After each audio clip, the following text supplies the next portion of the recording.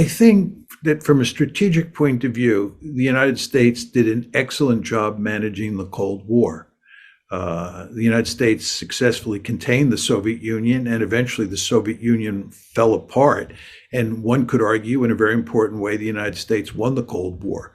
We avoided a great power war with the Soviet Union, and more importantly, we avoided a nuclear war with the Soviet Union.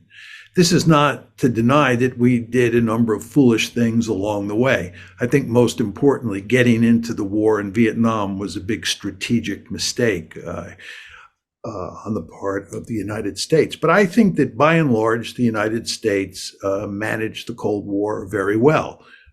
Did we always behave in an ethical or moral way? No, we didn't. And one could point to all sorts of instances where that was not the case. As you well know, the United States overthrew a good number of democracies around the world because it didn't like those democracies. If you look at the American bombing of North Korea during the Korean War, it is truly astonishing how much damage we did to North Korea and how many people we killed.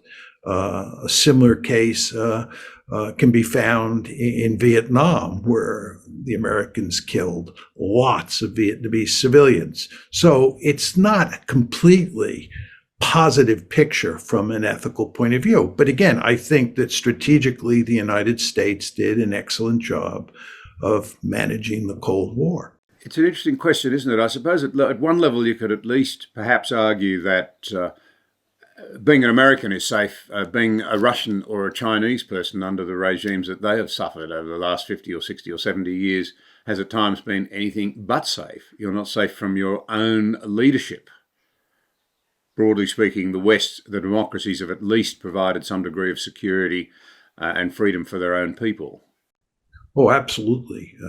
The argument that a good realist would make is that realism is a theory of international politics or a theory of foreign policy. It explains how states interact with each other.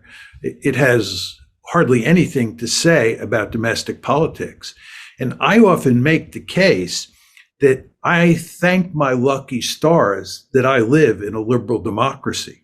I would not want to live in a country that is not a liberal democracy. And I worry today that the United States is doing a lot to erode its status as a liberal democracy. But I'm a big proponent of liberal democracy. My argument is that when you start talking about foreign policy, liberal foreign policies get you into a whale of a lot of trouble. And you're much better off acting as a realist in the international system. So I see a quite clear firewall between domestic politics and international politics.